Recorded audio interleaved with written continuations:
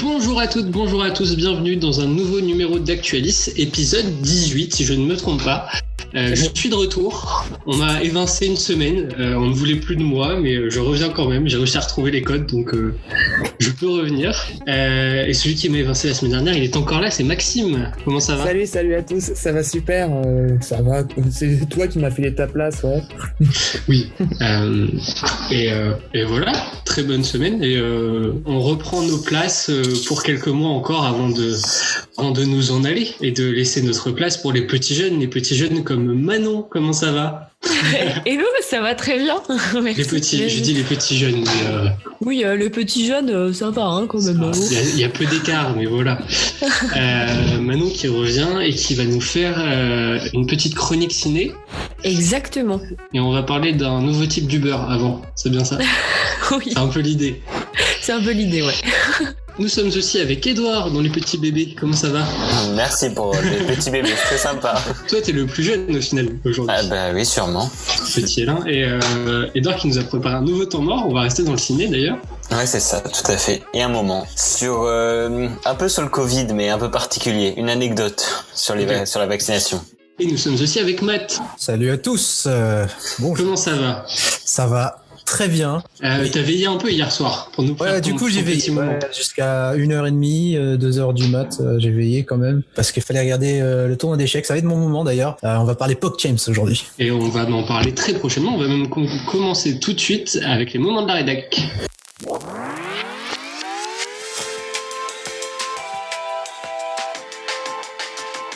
Et comme tu le disais, Matt, on va parler échecs puisque hier soir il y avait une certaine finale qui se disputait. Oui, hier c'était la finale des PogChamps Free. C'était un tournoi d'échecs avec des streamers et tout plein d'autres acteurs. Alors, je dis streamers parce que les premiers tournois étaient justement composés uniquement de streamers, mais pour cette édition, la 3e édition, ça s'est un peu internationalisé puisqu'on a eu Sardoche, notre streamer français, streamer national qui représentait, qui a gagné d'ailleurs l'épreuve et qui participait pour la première fois à PogChamps. Mais nous avons également donc des joueurs, des anciens joueurs pro, et Rainn Wilson qui était en finale et qui affronte Sardoche et qui est un acteur de la série The Office, pour ceux qui s'en rappellent. Pour cette édition, on a eu des très très gros streamers. On avait XQC qui était là depuis le début, donc c'est un streamer québécois. On a Pokémon notamment. Oui. On a Tubo plutôt, on va la prononcer à la française, qui est un streamer Fortnite. Rubius aussi, on en a parlé dans Actualis. Rubius, c'est le streamer qui a fait le fameux record de viewers instantanés, donc avec son fameux skin Fortnite. Donc voilà, que du beau monde. Clairement, c'était une édition. Un gros casting. Ouais, un très très gros casting. Ça s'est ressenti d'ailleurs sur les audiences. Rien que pour la finale, on va juste parler de la finale. C'est 70 000 viewers sur la chaîne de chess.com, donc c'est le site qui organise ce tournoi, et 46 000 viewers à son pic pour le stream de Sardoche. Et bien sûr, sans compter les autres streamers qui streamaient la compétition notamment. Et pour la petite histoire, donc ce PogChamps, il a commencé en mai, bien avant. Alors on parle souvent de Queen's Gambit qui a notamment mis un gros coup de projecteur sur les échecs. Chess.com a multiplié ses utilisateurs par 5 depuis la sortie de The Queen's Gambit, mais le tournoi PogChamps, lui, il date de juin-mai. À ce moment-là, c'est un Grandmaster, donc Hikaru Nakamura, qui lance le tournoi en partenariat avec Chess.com. Alors Grandmaster, c'est un des meilleurs joueurs d'échecs du monde, c'est ça. Plus grand titre possible aux échecs. Il y a International Master, il y a pour les Women Grandmaster aussi, qui a un niveau un peu plus bas, mais du coup pour bien mettre en avant les femmes. Et Grandmaster, donc Magnus Carlsen, Maxime Vachier-Lagrave, les plus grands joueurs d'échecs, c'est des Grandmasters. Et le tournoi PogChamps, lui, il a été lancé du coup par Hikaru Nakamura, qui est un streamer lui-même, juste pour la petite anecdote, et qui a commencé à cause du confinement, et c'est lui qui a lancé tout ça. Donc voilà, aujourd'hui, les échecs, tout le monde en parle, tout le monde connaît, on voit l'intérêt que ça a aujourd'hui, rien qu'à voir du coup les audiences de la finale d'hier. Donc voilà, et bien sûr des félicitations à Sardoche. 40 000 euros au secours populaire. Bon, et apparemment 40 000 euros du coup au secours populaire. Voilà. D'ailleurs, il avait la pression Sardoche, la pression de tout un pays, et puis aussi il était tête de série numéro 1, grand favori, donc vraiment un grand bravo à lui. Le niveau était pas non plus immense, on va dire, sur ce tournoi, comparé à ce que, comme tu disais, c'était lancé par un Grandmaster, on n'était pas non plus sur des joueurs d'un niveau exceptionnel. Sardoche s'est détaché largement dès le début, alors que il s'est vraiment entraîné beaucoup assez récemment, je crois. Ah, je suis pas vraiment d'accord avec toi, si tu veux, parce que Sardoche c'était le favori. Et 12 heures de stream par jour, 3 mois stop. Le truc, c'est que les autres, Sardoche, déjà, il a perdu en poule. Il a pas fini premier de sa poule. Et en finale, il a dû passer par un tiebreaker, donc à 2 parties. Et donc, les 2 parties, il y avait un partout. Et il fallait passer par une partie de blitz, comme on dit. D'accord, 5 minutes. J'avais pas tout vu. Et c'est sympa à regarder. Je veux dire, moi je regarde pas ça, mais les échecs en stream, ça a l'air quand même assez étrange. Ça dépend avec qui tu regardes. Alors si tu connais les échecs, c'est bien de regarder avec le streamer en question. Voilà, tu as son processus de pensée, etc. Moi, je regardais avec les commentateurs. Il y avait des commentaires en français. Il y avait Blitzstream, donc c'est un streamer d'échecs français qui commentait tout seul les parties de Sardoche. Et puis tu as le stream principal de chess.com avec du coup le Grandmaster Nakamura qui commentait notamment. Ouais, c'est un peu plus intéressant quand tu as la vie de pro. Quand tu t'y connais pas trop comme moi, c'est mieux de regarder les trucs où on t'explique un peu, quoi. Merci beaucoup, Matt. On va enchaîner tout de suite avec Manon qui va nous parler d'un nouveau type d'Uber Eats, plus ou moins. Pas Eats, mais Uber, quoi. Exactement, parce que je vais vous parler de la salle de spectacle Le Bijou, qui est située à Toulouse. Je sais pas si vous connaissez un petit peu la région ou pas, qui est une toute petite salle de moins de 100 places qui a mis en place, justement, le 20 février dernier, un petit événement un petit peu spécial pour pallier au confinement et au manque d'activités musicales, puisque la salle a créé le concept Délivrez-nous en tout attaché, qui est un jeu de mots entre délivrez-nous du confinement, du Covid, du couvre-feu, etc. et Deliveroo. Je me suis trompé alors, j'étais parti sur Uber, moi. C'est vrai. J'ai fait l'erreur. Franchement, moins un point. Pas déjà, on n'a pas encore commencé les quiz, commencez pas à m'en donner point. Pénalité dès le départ, c'est comme ça. Mais du coup, pour 5 personnes, la salle de spectacle propose une livraison à domicile de chanteurs qui vient jouer en fait un titre de son répertoire ou plusieurs si le public est assez enthousiaste. Donc ils peuvent venir dans votre jardin, dans votre salon, n'importe où, pour faire un petit peu d'animation. Dans la salle a bien insisté là-dessus, dans des conditions sanitaires très strictes et encadrées, c'est-à-dire port de masque, gestes barrières, etc. D'ailleurs, j'ai vu plusieurs témoignages de personnes qui ont fait ça, qui ont rencontré leurs voisins comme ça. En fait, par exemple, un chanteur qui était venu dans le jardin jouer un truc et la voisine qui se penche au-dessus de la haie en disant « Oh, qu'est-ce que c'est ?» Et ça a créé des liens comme ça, donc c'est plutôt pas mal en période de Covid. Et je sais pas vous, mais personnellement, moi, ça me manque énormément, que ce soit les concerts ou tout le monde de la culture en général qui peut pas trop venir en ce moment. Donc plutôt pas mal. Et d'ailleurs, c'est un concept qui était déjà existant puisqu'il était possible avant de louer les services d'une personne, d'un chanteur qui allait chanter chez un de vos proches. C'est-à-dire que vous pouviez commander je sais pas, telle chanson pour aller chanter chez votre copain ou votre copine, je sais pas, un titre de Céline Dion ou quoi. C'est génial ça. Qui est assez sympa. Donc petit concept plutôt cool, mais malheureusement c'est plus disponible parce que c'était effectif uniquement sur la journée du 20 février dernier. Ah, c'était donc un test toute la journée, mais voilà. C'est test réduit. Et, voilà. Et d'ailleurs il y a 2 tests en ce moment ça devrait arriver d'ici les mois de mars et avril si je me trompe pas. Il y aura un test à Marseille et un à Paris pour reprendre les concerts dans des conditions un peu plus avec un peu plus de monde, quoi. Donc voilà, il y a quelques solutions pour essayer de revenir un peu dans les salles de concert, de cinéma, non pas encore, mais on cherche tout doucement et on arrive tout doucement à la fin. Non mais très bonne initiative de la part de cette petite salle. En plus c'est un tout petit organisme, donc même pour eux ça fait un sacré coup de com'. C'est ça qui est bien. C'est 2 ans. Ça leur fait un compte com' à eux et ça fait plaisir à ceux qui ont pu avoir le concert. On va continuer tout de suite. Moi je vais vous emmener dans les étoiles et on va parler de tourisme spatial avec Madame Hayley Arsenault qui est une américaine de 29 ans. Alors elle a un parcours un petit peu atypique parce que cette dame a été atteinte d'un cancer pédiatrique, c'est un cancer des os quand elle était enfant et en fait elle était fan d'espace et son rêve c'était de devenir astronaute et elle n'a pas pu à cause de son cancer puisque à l'époque ce n'était pas possible. Et récemment il y a un jeune milliardaire américain qui s'appelle Jared Isaacman qui lui aussi est passionné d'espace et pour le plaisir il s'est dit je vais affréter une petite fusée Falcon 9 de la société SpaceX pour faire un petit voyage dans l'espace tout seul.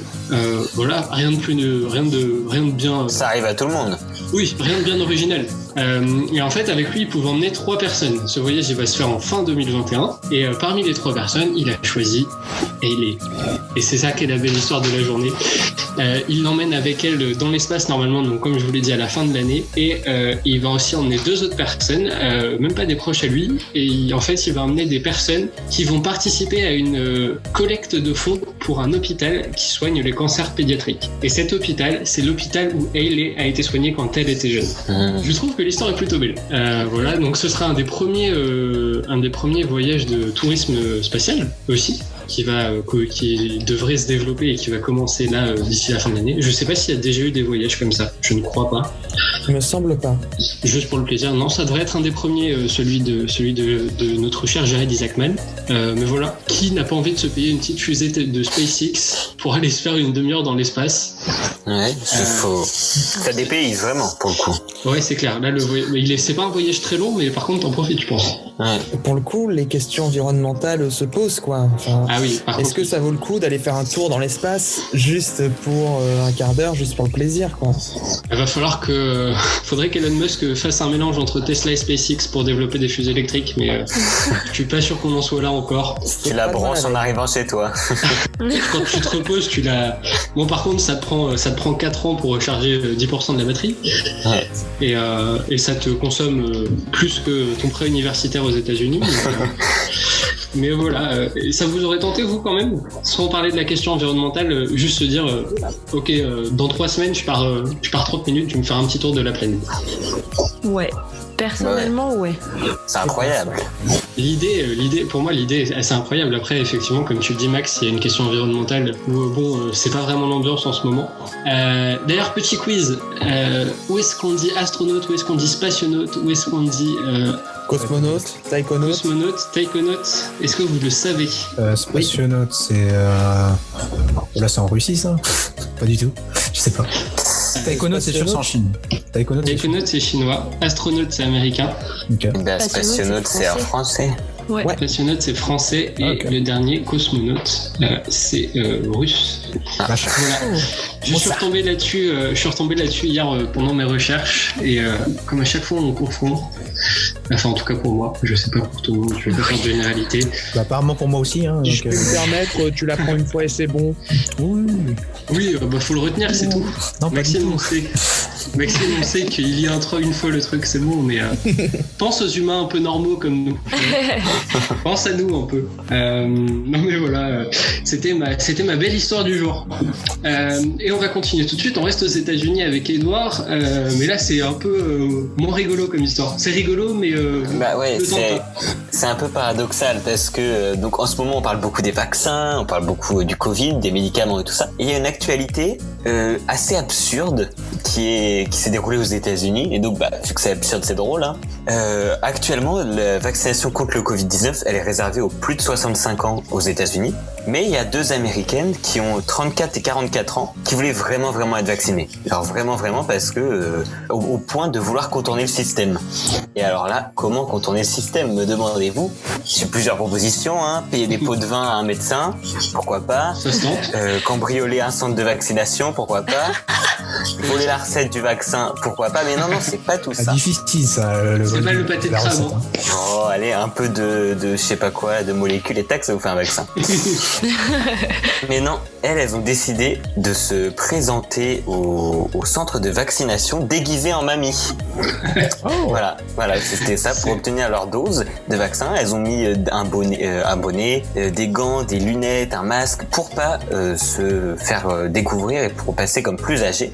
Et malheureusement, elles ont été découvertes avant. Malheureusement, je ne sais pas, mais elles ont été découvertes avant de recevoir l'injection, mais pourtant elles sont venues là pour leur seconde dose. Donc elles ont déjà reçu la première dose, on ne sait pas comment.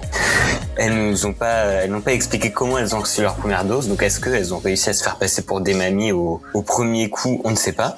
Ou est-ce qu'on a réussi à faire la recette une première fois, mais elles avaient plus les éléments? C'est ça.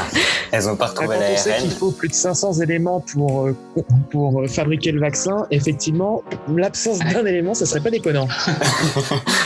Ce serait con, t'es si t'as les 499 et qu'il en manque un. En tout cas, ça montre bien que désormais beaucoup de gens sont prêts et attendent de se faire vacciner. Bon, même si c'est très absurde et donc ça nous fait rire cette actualité, ça montre aussi que les gens veulent plus attendre pour le vaccin et qu'ils sont prêts à tout pour l'avoir. Et ça commence avec les plus riches. Et ça, c'est dans un article du Los Angeles Times que j'ai découvert ça, où certains très très riches sont prêts à payer, à faire des dons énormes aux hôpitaux pour être vaccinés en premier. Donc ça, c'est un peu moins cool. Et ça devient tout de suite plus compliqué de croire dans le monde d'après sans vice ni travers. Ah, ça c'est clair. Mais alors après, il y a une question. Est-ce que ça vaudrait pas le coup pour un hôpital, tu vaccines 10 personnes très riches qui vont te filer beaucoup de fonds afin que tu puisses te développer et vacciner plus de personnes derrière? Ah, c'est tordu comme question. La question se pose. Ah, c'est tordu, hein. Mais bon, on va pas prendre ça. J'ai cru que tu allais nous parler de Nicolas Sarkozy pendant un temps, j'ai eu peur. Mais non, c'est... Ah non, je n'ai pas parlé de... On évite, magnifique. Non, par contre, la technique, elle est incroyable. Elles ont dû être inspirées par Arsène Lupin ou un truc comme ça. Ah oui, ça sort aussi. On dirait le gag du 3 gamins dans un par-dessus, tu vois. Moi, ça me fait vraiment penser à ça. Tu vois, le gag des 3 gamins dans un par-dessus qui vont dans un bureau de tabac pour acheter des clopes et un ticket de loto. Ah, moi, j'avais la vanne pour le cinéma et aller voir les films interdits au moins de 18, tu vois. Oui, aussi. Ça marche chacun pareil. son truc, hein. Maxime, tu préfères les cigarettes et le ticket de loto, on a compris, chacun. Non, mais ouais, moi, je suis plus cinéma, et puis je suis pas le seul, parce qu'on va passer tout de suite à la chronique de Manon qui va nous parler de ciné.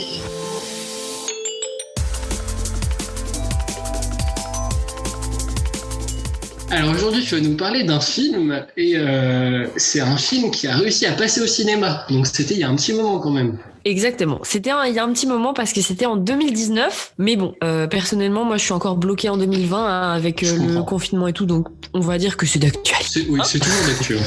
Voilà, exactement. En fait, je vais vous parler aujourd'hui du film Sympathie pour le diable. Je sais pas si vous l'avez vu. Certains d'entre vous l'ont vu. Non, personne. Ok, bah parfait. En fait, c'est le récit d'un récit. C'est le récit d'un homme qui récite, puisqu'on va parler de Paul Marchand. Donc, tout d'abord, c'est un film franco-canado-belge produit par Guillaume de Fontenay en 2019, du coup, qui relate l'histoire du siège de Sarajevo, donc en Bosnie. Mais vu par l'œil de Paul Marchand, qui est un reporter de guerre qui a couvert l'événement entre 92 et 93. Donc historiquement, le siège de la ville de Sarajevo, du coup, qui est la capitale de la Bosnie, comme je l'ai dit tout à l'heure, le siège s'est réalisé entre 92 et 96, du coup, la ville a été prise par les Serbes. Il y a eu plus de 11 000 morts, donc c'est énorme, et on dit que le siège est considéré, aujourd'hui, comme le plus long de l'histoire moderne. Donc Paul Marchand, en fait, qui a couvert cet événement pendant un an, est reporter de guerre, était malheureusement reporter de guerre parce qu'il est décédé en 2009. Un peu atypique d'ailleurs, il était sûr de lui, très sûr de lui, même sans crainte, un peu arrogant même parfois, voilà quoi, c'était un humain avec des qualités, des défauts, comme à peu près tout le monde. Et comme le film d'ailleurs, ce qui, je trouve, donne un charme fou au récit, parce que on y voit des petits moments de vie pas forcément nécessaire à l'histoire en elle-même, mais qui rajoute un petit plus, je trouve. Après, certains ont critiqué ça d'une manière négative en disant que c'était pas utile et qu'on pouvait s'en passer, etc. Mais après, chacun son avis dessus. En fait, au fur et à mesure, le personnage principal, du coup, Paul Marchand, qui reporte le conflit, s'attache à des personnages et prend politiquement part au conflit. Donc, il n'y va plus simplement pour couvrir l'événement, mais voilà, il laisse son petit cœur d'homme prendre le dessus. Et ça pose du coup la question qui remue dans les brancards, si je peux dire, de l'objectivité du journalisme, même si je pense qu'aujourd'hui la réponse est évidente. Le journalisme, en tout cas certaines fois, n'est pas objectif. Mais je pense qu'on devrait plutôt se demander est-ce que c'est qualitatif quand même si le journaliste prend position. Est-ce qu'on peut toujours voir son travail comme un travail qualitatif, ouais, si ça joue dans la qualité ou pas. Et le petit plus du film d'ailleurs, c'est, je trouve personnellement, le réalisme incroyable, les décors qui sont des décors de guerre, mais assez bien reproduits. Et la période, parce que ça s'est produit dans les années 90, et perso, je suis une grande fan des années 90, que ce soit pour la musique, pour la mentalité, etc. de l'époque. Et il y a une petite romance aussi dans le film, ce qui a plu à pas mal de personnes aussi. D'ailleurs, le film est dispo à la location si vous voulez le voir, ou bien sur certaines plateformes comme Canal+.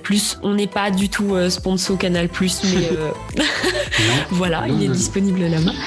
Et si vous vous intéressez à ce milieu ou au conflit, il y a un documentaire qui est sympa, qui s'appelle Le Siège, de Rémi Ourdan, qui a été journaliste, qui a couvert ce conflit-là, et qui a côtoyé Paul Marchand aussi. Et si j'en parle aujourd'hui, c'est parce que je pense que le journalisme nous concerne tous, aussi bien vous les auditeurs, parce que vous êtes ceux qui consomment l'info, que nous qui sommes étudiants journalistes et futurs journalistes, je l'espère. Mais du coup, c'est assez intéressant d'en parler, et surtout que j'ai remarqué que de plus en plus d'étudiants et surtout étudiantes cherchent à devenir reporters de guerre, mais pourtant c'est un peu compliqué en ce moment parce que les rédactions sont de plus en plus frileuses à envoyer leurs journalistes sur des conflits, parce que ça a un coût humain et financier assez important, parce qu'il y a des reporters locaux qui sont déjà présents sur place et qui de base connaissent mieux les lieux qu'un journaliste venu de l'étranger, et parce que plus l'info est loin et moins elle marche, c'est malheureux mais c'est comme ça, moins elle touche de gens, mais voilà. Donc c'est un peu jugé moins nécessaire par les rédactions. Mais la question que j'aimerais vous poser, c'est est-ce que vous seriez prêt à devenir journaliste de guerre, ou du moins à partir en reportage une fois dans votre vie dans un pays en guerre ou pas? Ça doit être hyper intéressant. Ouais. C'est en tant qu'expérience, je veux dire, parce que moralement ça doit être assez dur quand même, où on te demande de relater des faits plus ou moins crus sur ce que tu vois, à essayer de les mettre en forme, alors que toi ce que tu as vu, clairement c'est pas un truc que forcément que tu aimerais écrire. Mais je pense que ça va être très intéressant. Et tu parlais aussi d'objectivité pour le journalisme. Je crois qu'il y a un terme que j'aime beaucoup, qui est la subjectivité journalistique, si je ne me trompe pas, qui veut dire en fait que de toute façon tu es obligé d'avoir un angle de vue. Tu ne peux pas voir quelque chose à 360 degrés en ayant toutes les informations et tout ce qui va. Donc forcément tu prends position par rapport à ce que toi tu as vu, et forcément ça influe sur ce que tu vas écrire. Et voilà, je pense que c'est plus simple pour un journaliste d'assumer une subjectivité par rapport à ce que tu as vu, plutôt que d'essayer de se revendiquer objectif, sachant que tu as forcément loupé un truc. Je suis entièrement d'accord. Et plus que la subjectivité, moi je trouve que le film que tu présentes là, il soulève une autre question, celle du peut-on être journaliste et militant. Moi j'estime que quand on est journaliste, on est militant, dans un sens comme dans un autre, parce que même vouloir être objectif, c'est une forme de militantisme. Oui, donc, c'est ça. Faut pas voir le militantisme comme prendre parti pour quelque chose, ou pour l'un ou pour l'autre, dans le but de faire presque de la propagande. C'est pas ça du militantisme. C'est défendre une idée que tu as de ce que tu vois et du monde que tu as autour de toi. Comme tu dis, Max, ça peut être le fait de vouloir essayer de coller au plus près de la vérité. C'est ça. Et ben merci beaucoup Manon pour cette chronique et le petit débat que ça amène derrière sur cette question de l'objectivité chez le journaliste. Et je pense qu'on pourrait en parler des heures si on avait des heures sur Actualis, mais malheureusement on va s'arrêter là. On va continuer encore un peu dans le cinéma avec Le Temps mort d'Edouard.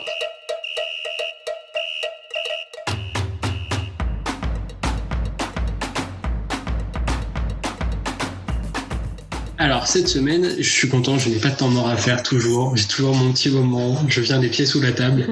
Et Edouard, tu m'as proposé un nouveau temps mort de cinématographie où tu vas nous tester un peu. Oui, je vais vous parler de cinéma. Je vais vous poser des petites devinettes sur le cinéma. C'est assez simple. J'ai pris des répliques cultes de films cultes et à vous de retrouver le film d'où provient cette réplique.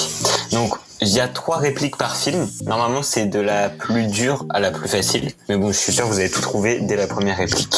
J'espère que vous êtes chaud. Est-ce que vous êtes prêts? Oui. Il y a tout, hein. Il y a du français et de l'international. Alors, le premier film. Alors, la première citation. Tu veux que je lui dise d'aller se faire enculer? Moi, sur les chapeaux. Language. Matt, oui. Taxi Driver. Non. Ah, dommage. Une deuxième citation. Allez, je veux plus rien voir traîner et on se sort les doigts du cul. Ah, c'est un film français, là. Ah oui, oui. Ah, là, c'est un film français, là. C'est du grand cinéma. Ouais, ouais. Vous l'avez toujours pas? Non. Et alors la troisième, si vous êtes prêts pour biper tous les gros mots. Alors, mais tu sais ce que t'es, toi? T'es le roi des cons au pays des emmerdeurs. Un petit con casse-couille qui prend la tête, d'accord? Espèce de petit enculé de merde qui chiale sa race toute la journée. Voilà ce que t'es, connard, casse-toi putain, petit enculé de merde. Oh putain. Donc là, c'est une personne. Oui, c'est une personne qui dit tout ça. Au début, ça m'a fait penser un peu à Les Bronzés font du ski. Alors, Non, c'est un ça film commence à français s'insulter. aussi, de 2006. Vous l'avez pas? 2006. Ouais. Oh là là, attends. Waouh. Ça remonte, pas ça que remonte. Cinéma français, je suis une daube. Je peux vous donner les réalisateurs si vous voulez. Vas-y, ça peut toujours C'est être. C'est Toledano et Nakache. Non. Attends. Alors, si vous ne connaissez pas ce film, vous allez aller le voir ce soir. Parce que, ok, bah, je pense que les points vont à personne, parce que là, vraiment, normalement, vous devriez l'avoir. Oh, camping. Non. Dommage. Bah, c'est un chef-d'œuvre du 7e art que vous ne connaissez pas, qui s'appelle Nos jours heureux. Ah non. Bon, bah, Oh là là. C'est un très beau chef avec des répliques pareilles, franchement.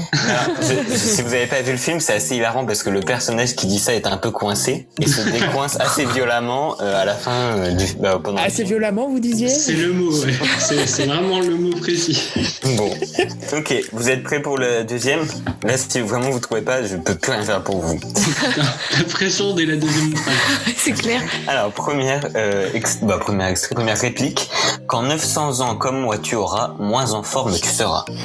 Matt. Ouais. Star Wars 1. Ouais, bah c'est ça, c'est Star Wars, je te le mets le point. Parce que j'ai fait toutes les trilogies machin bidule, j'ai tout fait dans un seul film, vous voyez. Si c'est Harry Potter, c'est tous les Harry Potter. Mais y a pas.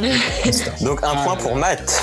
Je n'ai jamais vu un Star Wars. C'est Yoda, probablement, mais. Ouais, c'était de Quel Yoda. film d'ailleurs? Ah bah oui, c'était mais j'ai hésité à balancer Yoda. Et Ah, quel J'avais film jamais reconnu Yoda, mais je voulais trouver le numéro, moi. Ah oui, non. Ah ouais, on en est c'est pas là, déjà beaucoup trop complexe. Ah, 900 ans. Ça doit être le 5. C'est Vador. C'est Hugh Vador. C'est l'Empire contre-attaque. Oui, ça Ouais, il y doit a des être. sabres laser dans celui-là, je crois. Oui, je pense que c'est l'Empire contre-attaque celui-là. Donc, Quand on attaque, l'Empire contre-attaque. Est-ce que vous êtes prêts pour le troisième? Oui. Alors, première réplique. Où sont les poulardes? J'ai faim. Où sont les veaux, les rôtis, les saucisses? Où sont les fèves, les pâtés de cerf? Qu'on rit paille à plein ventre, ces amuse-bouches m'ont mis en appétit. Bête. Ouais, Putain, les visiteurs. ouais, c'est ça. Ah oui. Ah, j'ai retrouvé plus. Je pensais pas que t'allais trouver avec cette réplique-là. En vrai, le vocabulaire, je le vois Ouais. trop bien, le Godefroy de Oui. Mirail là. Mais, J'avais mis aussi le oh, ça me Monsieur revenait pas, en plus. Ouille. Monsieur Ouille, pas avec votre pouchot. Et l'an dernier, on a un jour-nuit ou pas? Non, j'avais pas mis. J'avais mis aussi on lui pèlera le jonc comme au bailli du Limousin. Ok. Non, mais Précis. t'as un truc avec les chansons. Chanson un peu. Ouais. Un point pour Bat, un point pour Matt et un point dans le vide. premier point dans le temps mort, c'est bon. Célébration là. Quatrième film. Alors première réplique. Oublie-la, t'as plus de chances de te voir sortir des anges du trou de balle que de fréquenter une fille comme ça. Si vous trouvez avec cette réplique, vous êtes super fort. Ça me fume, les citations que t'as faites sont toujours incroyables. Ouais. Celle-là en plus, elle a un peu rien à voir avec la choucroute dans le film. Mais je la trouvais pas mal. Aucune idée? Alors normalement, avec la deuxième réplique, vous devriez avoir plus de facilité. Le cœur d'une femme est un océan de secrets. Je sais que cette réplique est connue, je ne sais pas d'où elle sort. Bête. Ouais, Titanic? ouais, c'est ça. Ah oui. Ouais, pour le coup, là, cette citation-là, elle est plus connue. Oui, Oui. c'est ça. Mais alors, la première, Non, la première, elle est drôle, mais elle est pas connue. oui. On passe au cinquième film, si vous êtes prêts. Alors, la première réplique. Meurs pourriture communiste. Max, Ouais. la cité de la peur. Évidemment. Oh, t'as pas le droit, pas la cité de la peur. Oh si. Bat est toujours en tête. Maxime 1 point, Matt 1 point. Manon, tu peux toujours te rattraper. 6e film. Alors, je courais toujours pour aller partout, mais je ne pensais pas pour autant que ça allait me mener quelque part. Max, Ouais. Forrest Gump. Bravo. Ah putain, j'aurais dû. Bien joué. Oh. Le courir. On passe au 7e film. La Tour Eiffel, entièrement faite avec des allumettes. 346 422, exactement. Max, Ouais. c'est le dîner de con. Ah non, Ouais, c'est il ça. l'a eu, il m'énerve. Évidemment, je l'avais eu. Bah évidemment, ce. Attends, il a sorti pareil. 3 de mes films préférés à la suite, s'il te plaît. Bah 3 grands films. J'avais aussi il s'appelle Juste Leblanc. Ah bon, il n'a pas de prénom. Je viens de vous dire Juste Leblanc. Leblanc c'est son nom. Et c'est juste son prénom. Pas de prénom c'est François, c'est juste. Et bien lui c'est pareil, c'est juste. Grande réplique du cinéma français. C'est des classiques, hein. Donc Maxime vient de doubler Bat. Parce que ça fait 3 points pour Maxime, 2 points pour Bat, 1 point pour Matt et pas grand chose pour Manon. On passe au 8e film. J'espère que vous êtes prêts. La première citation, je suis sûr que vous avez trouvé. Fuyez, pauvre fou. Manon. Ouais. Ah non, c'est pas vrai, je vois le film. Attends, Le Seigneur des Anneaux. Ouais, c'est ça. Bravo. Vous êtes prêts pour le 9e, l'avant-dernier. Attends, premier point pour Manon quand même. Ouais, premier point pour Manon. S'il vous plaît. Qui égalise avec Matt. Alors, 9e réplique. À l'occasion, je vous mettrai un petit coup de polish. Non, alors, la deuxième. Tu n'es pas seulement un lâche. Tu es un traître. Comme Max. ta petite taille le laisse deviner. Oui. Max, OSS 117, le C'est ça. Ah, j'avais retrouvé avec la deuxième. Oh, je l'avais oublié, le petit coup de polish. C'est en voiture, je crois, avec... Oui, non, mais exact. Avec des Maintenant que rémises. tu le dis, ça me revient. Mais voilà, encore un grand film et on attend le 3e, hein, si les cinémas réouvrent. Donc Maxime, Maxime a déjà gagné. Bon, il y a encore un film, mais Maxime a 4 points et Baptiste a 2 points, Manon 1 point, Matt 1 point. Donc Maxime ne peut pas être rattrapé, mais ça n'empêche, on fait quand même le dernier. C'est assez dur le dernier. Première, il l'a fait, il y est arrivé ce vieux dégénéré. Non. La deuxième, faites-moi penser à remercier John pour ce charmant week-end. Non, toujours pas. Le 3e, normalement, ça devrait vous mettre la puce à l'oreille. J'ai dépensé sans compter. Ah, ça me dit rien du tout. Même pas le j'ai dépensé sans compter. À l'intox, je serais tenté de dire Retour vers le futur, mais je suis vraiment pas sûr. Non, c'est pas Retour vers le futur. C'est l'histoire du Ouais, vieux c'est- dégénéré qui me fait penser à ça. Ouais, il y a aussi un vieux dégénéré. Il y a eu plein de films. C'est un film de Spielberg à la base, mais il y en a eu plein. Matt, Ouais, Jurassic Park. c'est ça. Mais Et Matt qui marque à deuxième C'est le point. vieux. C'est le vieux Le qui l'a vieux. mis sur la voie. Il y a un Le vieux vieux. dégénéré. C'est le vieux. Il a dépensé sans compter. Il a dépensé pour le parc. Ouais, c'est ça. Donc, on à la dira fin, avant. qui a gagné? Et évidemment, comme par hasard, c'est Maxime. On va faire Et- des barèmes. Maxime, chaque bonne réponse, ça compte 0,5 Ouais, c'est vrai. en fonction des résultats. La prochaine il fois, faut- on fait ça. Ah oui. Ah On non. te confère encore les reines Edouard pour le prochain Thomas. C'était hyper sympa. Ouais. Très rigolo. Ouais, très chouette. Ouais. Par contre, c'est là où je vois que j'ai quelques trucs à rattraper niveau cinéma. Et ce soir, vous allez les regarder. Nos jours heureux. Ah oui, c'est vrai. On est obligé. C'est contractuel même. On a un quiz demain. Merci beaucoup Edouard pour ce temps mort. On va continuer tout de suite avec une nouvelle chronique dans Actualis. On va faire un débat.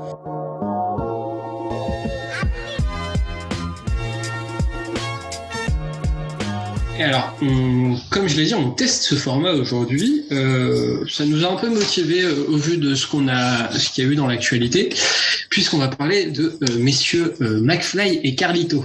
Pour remettre un petit peu de contexte avant de commencer ce débat, le vendredi 19, ils ont annoncé sur leurs réseaux sociaux une vidéo exceptionnelle le soir même. Et alors, comme vous l'avez sûrement vu, la vidéo, c'est un défi lancé par monsieur le président Emmanuel Macron de rappeler les gestes barrières aux Français.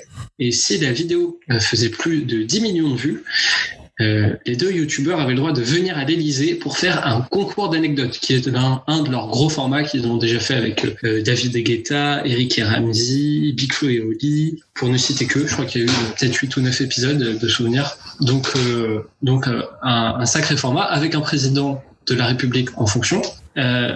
Alors, ils ont fait un clip pour appeler ces gestes barrières qui a dépassé les 10 millions de vues en 3 jours. Voilà, c'est réglé. Tout le monde l'a séché, tout le monde voulait voir la vidéo. Et donc, évidemment, annonce exceptionnelle de vidéo à venir avec Monsieur le Président. Et c'est un sujet qui a beaucoup fait parler sur les réseaux sociaux, surtout. Et c'est pour ça qu'on a décidé de l'aborder, puisque la question est, est-ce qu'ils ont eu raison ou pas d'accepter ce défi lancé par le président et cette vidéo à venir. Est-ce qu'il y a quelqu'un qui veut commencer à lancer sur le débat qui est un peu épineux? Je pense qu'on a tous un avis pas forcément tranché, mais partagé. Est-ce que quelqu'un a un avis très tranché de oui ou de non? Bah, ça dépend comment tu le vois. Moi, je vais commencer. Non, ils n'ont pas eu raison si leur discours est bien celui qu'ils ont donné, c'est-à-dire nous sommes dépolitisés. Tu ne peux pas accepter une invitation, une vidéo, une demande du président de la République comme ça si tu te considères comme dépolitisé. Parce que c'est politisé derrière. Tu contribues à la communication du gouvernement, en fait. Ouais. Déjà, par la première vidéo qu'ils ont fait, ils ont contribué à la communication. Mais aussi, c'est aussi un geste pour essayer de rappeler aux Français comment se protéger par rapport à la pandémie qu'on a en ce moment avec le regain qu'on a ces dernières semaines. Bien sûr. Mais derrière, tu t'associes quand même à une personnalité politique, mine de rien. En fait, j'aurais peut-être pas eu de problème s'ils avaient fait la vidéo un peu d'eux-mêmes en se disant, bah, c'est une bonne idée quand même de parler des gestes barrières, tout ça. Mais là, c'est vraiment une demande de l'État. Emmanuel Macron est associé à la vidéo. Donc, pour moi, ils n'ont pas raison. Surtout s'ils gardent leur discours de c'est un contenu dépolitisé, on est là surtout pour faire rire les gens et justement les sensibiliser là-dessus. Mais alors, est-ce que, ça revient un peu sur le débat qu'on a eu pendant la chronique de Manon tout à l'heure, est-ce que tu peux de base te dire dépolitisé? Parce que ils invitent quand même du monde à chaque fois. Est-ce que tu peux te dire que c'est dépolitisé dans le sens où forcément dès que tu invites quelqu'un, tu fais quand même un choix et par rapport à ce que les gens représentent, ton choix induit quelque chose au final. Vas-y Max. Pour le coup, je pense vraiment que on peut pas être dépolitisé. Pour oui, moi, je suis d'accord avec toi. Je veux dire, on a forcément une opinion politique. Même le fait de ne pas en avoir une, c'est une opinion politique. Donc, en soi, McFly et Carlito, quand ils invitent le président, que ça leur plaise ou non, ils jouent le jeu de la communication politique. Et puis moi, ça me pose un autre problème, c'est le côté un peu hypocrite de la chose quand on sait qu'ils s'étaient notamment engagés aux côtés de l'affaire du siècle. Oui, mais après, je suis d'accord là-dessus. Est-ce que on peut le réfléchir dans l'autre sens aussi? Tu reçois un message du chargé de communication du président en activité, en exercice, qui te propose de faire une vidéo avec lui au moment où tu es plus ou moins au sommet de ton art sur Internet. Est-ce que tu balayes la chose directement sans considérer le truc? Non, pour le coup, ils sont vraiment le cul entre deux chaises, quoi. C'est ça qui est compliqué. Là, ils acceptent, donc ils se font en un sens partisans du président. Et s'ils avaient refusé, on les aurait accusés de pas vouloir jouer le jeu des gestes barrières, machin, enfin, ça aurait pu se retourner contre eux aussi. Et est-ce qu'avec la division politique du moment, où vraiment on oppose, il y a une sorte d'opposition où on enlève un peu tout le reste des partis pour opposer Emmanuel Macron à une droite, voire extrême droite, est-ce que ça aurait pas fait parler dans ce sens-là aussi? Ouais, ils ont dit même dans leur vidéo, en fait, que c'était aussi, que forcément ça allait être politique, mais que eux ne voulaient pas faire passer une opinion, en fait. Genre qu'ils allaient recevoir le chef de l'État, donc de base c'est quelque chose, ça va être une vidéo politisée, mais ils veulent pas forcément inciter les gens, et je pense que ça peut se comprendre dans le sens où si ouais, bah comme tu disais Baptiste tout à l'heure, si on vous appelle un jour le chargé de com de l'Élysée qui dit coucou, est-ce que tu veux bien genre faire une vidéo avec le président, toi tu dois être super content, c'est une forme de reconnaissance. En revanche, la question qui peut se poser, c'est est-ce que c'est vraiment le moment? Ça c'est vrai. Je veux dire, il n'y a pas genre une crise sanitaire à gérer, des étudiants en détresse, le chômage qui explose, les hôpitaux saturés. C'est peut-être un timing du gouvernement, ça, plutôt, qu'un timing de McFly et Carlito. Oui, non, là je parle vraiment du gouvernement qui justement fait cette proposition là maintenant. Là, oui. Je pense vraiment que c'est hyper calculé. J'irais pas jusqu'à dire faire diversion parce que pour le coup, je pense pas que... Je suis assez d'accord quand même sur le fait que ça tombe à un moment donné où l'épidémie commence à remonter. Alors, c'est des choses que je pense qui ne peuvent pas être cachées par un président de la République. Même si évidemment, si cette vidéo sort là, c'est que ça a été prévu en amont. Ouais. Pour qu'il y ait un clip qui sorte le dimanche, à mon avis, il y a eu de la préparation. Ouais. Mais effectivement, le timing de sortie, on peut se poser des questions sur le côté diversion. Et c'est pas la première fois qu'on voit ça avec le gouvernement en ce moment. Il y a beaucoup de sorties. Hein. Ouais, et au-delà du côté diversion, je veux dire, la vidéo avec Macron, elle sortira probablement en avril 2021. En avril 2022, c'est le premier tour de la présidentielle. Ouais. Donc, pour le coup, je pense que c'est aussi une façon d'avancer ses pions, quand même. Mais est-ce qu'on aurait trouvé un bon moment? Est-ce que si Macron l'avait fait n'importe quand, à un autre moment, on n'aurait pas dit, c'est pas le bon moment, il a d'autres choses à faire? Moi, je pense que... Un post-élection, ou genre, tiens, un an après les élections, un truc comme ça, ouais. C'est peut-être un moment plus approprié. C'est ça. Je pense qu'à chaque fois, je pense vraiment qu'à chaque fois, on aurait critiqué le fait que, oui. Je pense qu'au post-élection, un an après les élections, il y avait les gilets jaunes. Gère les gilets jaunes et fait autre chose. À chaque fois, la tâche de président est tellement grande que forcément, tous les jours, t'as quelque chose à faire et que il y a jamais un timing, il y a jamais le bon timing pour faire ce genre de choses qui pourtant est utile à la fois la communication de Macron et c'est aussi, je trouve quand même, ça montre aussi, voilà, si rien qu'avec le clip, on voit que il a de l'autodérision, ils le mettent dans un soleil, bon c'est assez. Et le fait de les appeler Manu aussi, moi, ouais, voilà. De leur part plutôt intelligent. Et ça montre alors est-ce que c'est vu avec le gouvernement ou pas, mais c'est plutôt intelligent dans le sens où ça s'oppose à un truc qu'il avait dit où il veut pas se faire appeler comme ça.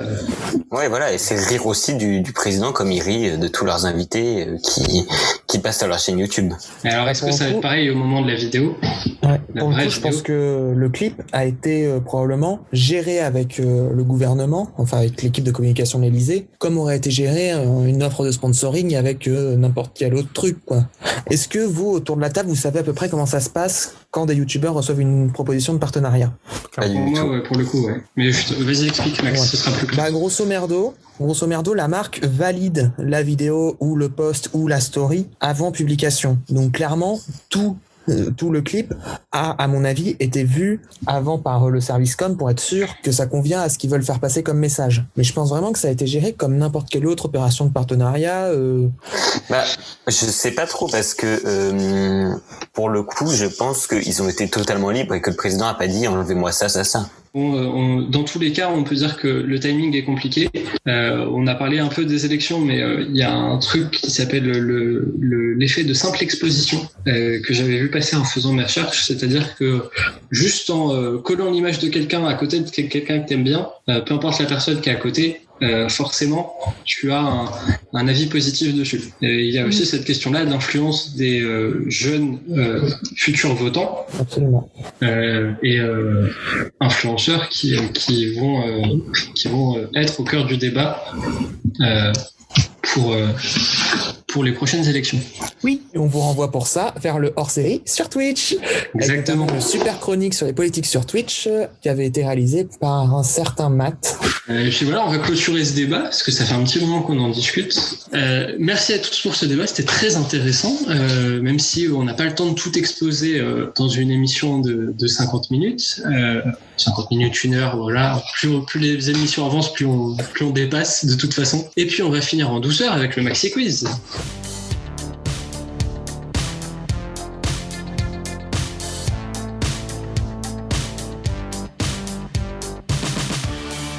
Alors ça y est, Maxime reprend les rênes du Maxi Quiz. Moi, je reprends l'animation et je suis prêt à me faire martyriser. Reprise en douceur, faut le dire vite. On a quand même pas mal parlé de cinéma. Oh non. On va pas continuer là maintenant. Non, mais tu vas être content quand même. Ah. Parce qu'on va parler d'Harry Potter. Ah. Ouais. Du coup, pour cette première question, je vais vous demander de me citer les 3 balles nécessaires pour jouer au Quidditch. Enfin, les 3 types de balles. J'en ai qu'un. Ah. Probablement celui auquel tout le monde pense. Oui, bien sûr, mais du coup, j'en ai Edouard. qu'un seul. Ouais, vas-y. Alors, le vif d'or, Oui, le cognard, oui. C'est bien ça. et alors, je dirais le Swift, un truc comme ça, non? Le Swift. Swift. Pas exactement. Ah, Tu donnes envie de tricher là. Ah non. le non. soif, Le soif, ouais, le soif. Ouais. Bon. on Allez, peut l'accorder à Edouard. je vais l'accorder à Edouard quand même. Moi, je partagerai les points. Moi, je partagerai les points, franchement. Parce que Vif d'or, apparemment, tout le monde l'a. Donc, 1 et 1. Je te laisse à la bonne. Moi, je l'aurais laissé à Edouard, mais si vous voulez me donner 2 points, je... Moi aussi, je l'aurais laissé à Edouard, mais De toute De toute façon, façon, c'est toi qui décides, Max. De toute donc, façon, oui, c'est moi qui décide et effectivement, je suis de bonne humeur. Je vais donner 1 point chacun parce qu'effectivement, je pense que le vif d'or, tout le monde l'avait. Mais effectivement, ça s'est joué sur le soif et le cognard. Sachez qu'en anglais, ça se dit Golden Snitch, Bludger et Quaffle. Voilà, ça vous aurez appris un truc. Donc 1 point chacun pour l'instant pour Baptiste et Edouard. Manon et Matt, Beau travail, il reste Edouard. encore pas mal de questions pour vous rattraper. On va continuer avec la deuxième question simple. Quel poison est considéré comme le plus puissant au monde? On va tenter. Bat, Ouais. le Novichok. Je vois que tu as bossé le sujet d'actu aujourd'hui, mais non, c'est pas ça. Si je vous dis que nous, on s'en sert pas vraiment comme poison, enfin, qu'il a une autre utilité. Mathieu. Oui. Matt, du coup. Oui ou non? Le vinaigre blanc. Non. C'est vraiment comme ça. Alors, à mon avis, il faut avoir quand même une sévère dose de vinaigre blanc. C'est vrai. pour attirer C'est vrai. quelqu'un. Est-ce que ce serait pas genre un truc style White Spirit ou un truc Non. ménager qu'on utilise? C'est pas pour nettoyer. Je vais essayer de vous aider un peu. On s'en sert en chirurgie. Chirurgie. Grey's Anatomy, je me concentre. Je suis pas sûr que dans Grey's Anatomy, t'aurais la réponse. Ah merde. Parce que je base toutes mes connaissances sur Grey's Anatomy. Plus précisément en chirurgie esthétique. Du Botox. Eh Désolé. oui, Edouard. Ah, J'étais tellement sûr que c'était pas ça, je suis désolé. Non, mais t'aurais pu. t'as raison. Deuxième point pour Edouard, déjà. Ah, j'aurais pas dû. Maintenant, ça va être à l'arrache. On va Ah, mais cuisiner les trucs. j'ai pas fait exprès, j'étais tellement sûr que c'était pas ça. Oui, Mais t'as eu raison. non, mais bref. Donc, deuxième point pour Edouard, déjà. Place maintenant à l'estimation. Et pour cette estimation, on va partir dans la nature. Je vais vous demander la taille du plus grand arbre jamais atteint. Donc, Edouard, c'est toi qui as le plus de points, donc tu vas répondre en premier. Ensuite, Bat, Matt et Manon. C'est à moi, hein, ouais, c'est à moi. Oui, c'est à toi. Évidemment, j'attends une réponse en mètres. Ah ouais, bah, 322 mètres. 322 pour Edouard, ok. Ensuite, Bat, 148. 148, 112. 112, et enfin Manon. 500 tout pile. 100 Jamais tout ça pile. existe, mais c'est pas grave. J'ai peut-être mis un peu gros. 500. Ah, 500. Ah, 500. Oui, Pardon. allez, hein, on y va, c'est parti. Ok, Pour bah, toi, il est pas plus pour grand que la 500. Tour Eiffel. Exactement. Bah, De dans- C'est vrai que ça fait un peu beaucoup. Et dans tous les cas, c'est merci la tablette qui déconne. Dans tous les cas, c'est Matt qui remporte cette estimation à 3 mètres près, pardon. Ah, Le je... plus grand Ça va. arbre, le plus grand arbre qu'on connaisse était de 115 mètres et 92 cm. C'est un bébé arbre. 3 fois rien. Et pour information, c'est un séquoia à feuilles d'if qui se trouve dans le parc national de Redwood. C'est en Californie. Donc Waouh, premier point pour joli. Matt qui ne restait pas Fanny. Allez, on part avec une question suivante. On part dans l'espace après être parti dans la nature. Combien existe-t-il de catégories de classification des astéroïdes? Matt. Oui, Matt, oui. Il y en a 3. Il y en a 3. Est-ce que tu peux me les citer pour un point bonus? PCM. Vas-y, on fait au hasard. PCM. Ah, Non, dommage. c'est pas PCM. C'est Les grosses, les CM. petites et les moyennes. Non, pas du tout. C'est C, M et S. T'étais pas si loin. Donc il y a 3 types de classification pour les astéroïdes qui dépendent de leur composition chimique. Donc C, c'est pour les carbonés, M pour les métalliques et S pour les silicatés. Donc 2 points pour Matt, 2 points pour Edouard, 1 point pour Bat et pas de point pour Manon pour l'instant. On compte sur Non, toi dis quand un. même. Ouais. Non. Pour l'instant, il nous reste encore 2 petites questions. Alors la première, ça va se jouer à la rapidité, on va parler YouTube. Donc, quel est le concept de la chaîne Dad, How Do I? Matt, Ouais, c'est un daron qui explique des petites choses simples à faire. absolument. L'idée, c'est de donner des conseils pour des gens qui n'auraient pas eu de figure paternelle. Quelques exemples de vidéos qu'on peut trouver sur la chaîne. Donc, comment faire un nœud de cravate, comment changer une poignée de porte, comment emballer un cadeau, j'en aurais bien besoin, comment faire une tarte à la citrouille, bref, plein de petits conseils comme ça. Et la chaîne compte aujourd'hui plus de 3 millions d'abonnés. Dad, How Do I? Donc, ça s'appelle, et c'est évidemment en anglais. Donc maintenant, seul Edouard peut rattraper Matt, mais on compte quand même sur les autres pour marquer avec ce tour de table. Donc Matt, c'est toi qui as le plus de points, donc tu vas démarrer. On continuera avec Edouard, Bat et Manon. Je vais vous demander de me citer, tenez-vous bien, les présidents américains depuis 1789. Alors, au moins, je vais bien commencer. Du coup, Joe Ou Biden. Matt, quand tu veux. Joe Biden, évidemment, le premier d'entre eux. Enfin, Moi, le je dernier vais d'entre eux, dire plutôt. le plus célèbre, Donald Trump. Donald Trump, oui. Barack Obama. Obama, oui. Reagan, Reagan. Ronald. Elle fait un saut dans le temps, quand même. L'ordre là. C'est pas mal. Bon, Clinton. Allez. Clinton, oui. Moi, je vais partir sur le Washington. Et bah, Bush fils. George W. Bush, oui. Bush père. Bah oui, forcément. Il était cadeau celui-là. Ouais. Franklin Roosevelt. Lincoln. Eisenhower. Bah j'ai plus trop d'idées là. Dans les récents, il y en a pas mal, je n'avais pas cité. Hein. Est-ce que je peux passer un tour, genre Joker? Non. Eh ben je donne ma langue au chat, tant pis, c'est pas grave. Vraiment? Ouais. Oh, bon. Tant pis. JFK. Bon, Ah, c'est pas vrai. mais je te le dis, Manon, tu vas t'énerver pendant tout le reste de ce truc. Hein, parce Non, que, c'est pas grave. on a Ah bah Jefferson. Jefferson, oui. Ah oui, c'est vrai, c'est un nom qui revient. Ouais. Ok, Bat. J'ai peur de dire une connerie. Adams. Attendez, Peut-être avoir un. Peut-être avoir un. Oui. c'est un des premiers. Attends, Oui, c'est quelle de année 1797 à 1800. Ah oui, quand même. Richard Nixon. Ah bah oui, je suis Nixon, ouais. Ah merde. J'ai pas d'idée. Du coup, tu passes ton tour. Ouais. Woodrow Wilson. Wilson, oui. Il y a Oh, un il est pont à bon. Tours qui s'appelle le pont Il est Wilson. bon. Il est bon. Jimmy Carter. Jimmy Évidemment. Carter, yes. Et là, Toujours en pleine séance de yoga, ça va. Ok, bah, j'arrive dans ta séance de J'aurais peut-être dû yoga commencer aussi. par l'autre. Johnson. Lindsay Johnson. Oh, c'est celui que je voulais. C'est Lyndon, mais je le prends. Lyndon, pardon. Oh, Lyndon, tu fais chier. Oh, il s'appelle comment? Attends. Lequel celui qui c'était à Jefferson ou celui qui était juste après Roosevelt? Attends. Ouais. Ah mais oui, juste après Roosevelt. En plus. Ah, je suis con comme un manche à balai. Marshall, c'est son vice-président, je crois, en plus.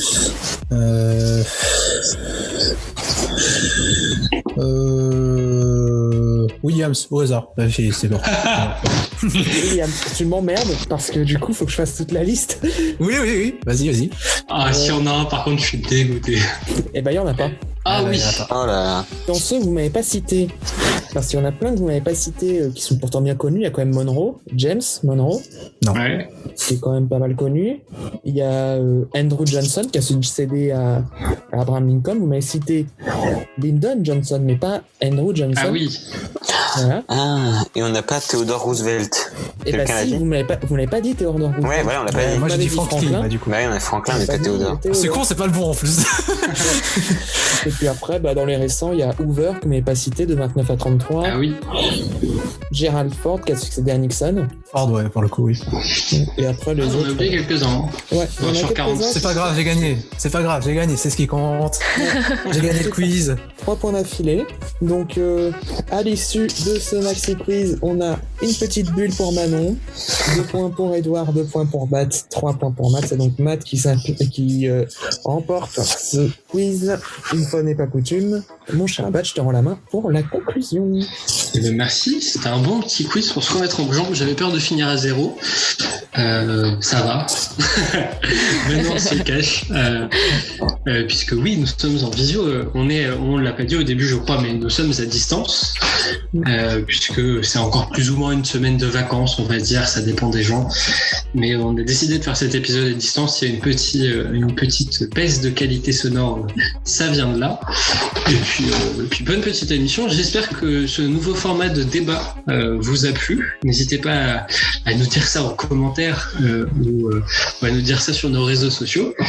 Et puis on se retrouve la semaine prochaine en studio normalement avec une nouvelle équipe, toute belle équipe. Et puis voilà, bonne semaine à vous et à mercredi prochain 18h. Salut!